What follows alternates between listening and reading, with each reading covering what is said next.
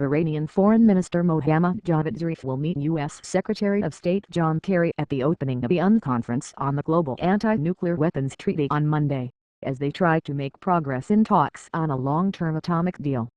Iran's top diplomat will be the first state party to the 1970 Nuclear Non-Proliferation Treaty to address its 190 signatories at the United Nations headquarters in New York on behalf of 118 non-aligned nations that have signed the NPT, the world's benchmark disarmament pact.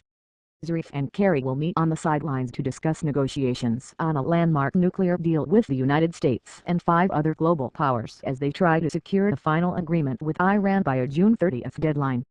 In a tentative deal reached on April 2 in Lausanne, Switzerland, between Iran and the 6 powers, Tehran, which denied seeking nuclear weapons, agreed to curb sensitive nuclear work for at least a decade in exchange for ending sanctions that have crippled its economy. Diplomats need to iron out details about the timing of sanctions relief, the future of Iran's atomic research and development program, the exact nature of the IAEA's monitoring regime, and what kind of uranium stockpiles Tehran will be allowed to keep under any final accord. Sanctions are proving to be one of the biggest hurdles at the moment. Iran's supreme leader Ayatollah Ali Khamenei has said all sanctions, including the most severe restrictions on its energy and financial sectors, should be lifted the moment a deal is signed. Western officials say that this is not what Tehran agreed to in Lausanne.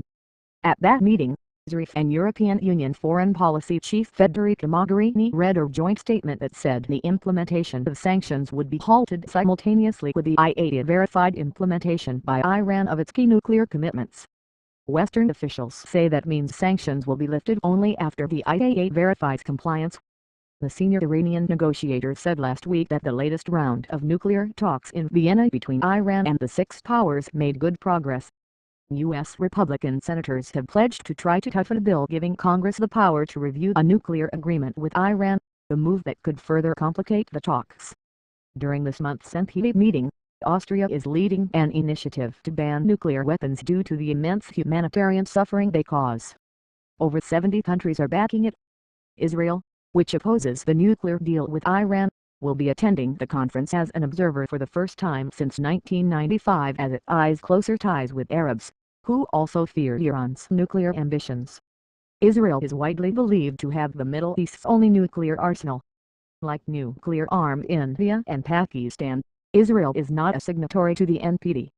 North Korea, which signed but later withdrew from the NPT, has tested nuclear devices.